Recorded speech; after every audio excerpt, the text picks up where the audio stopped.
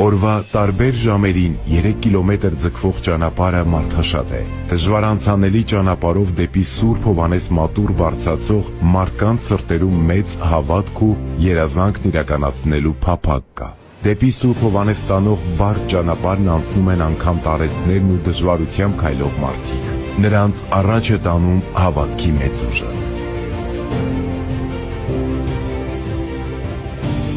Զորավոր Սուրբ Հովհաննես մատուռը 3 անգամ պայթեցվել եւ այրվել է Խորհրդային Միության տարիներին եւ 3 անգամ վերականգնվել գյուղացիների ջանքերով։ Վերջին անգամ վերաշինվել է 1958 թվականին։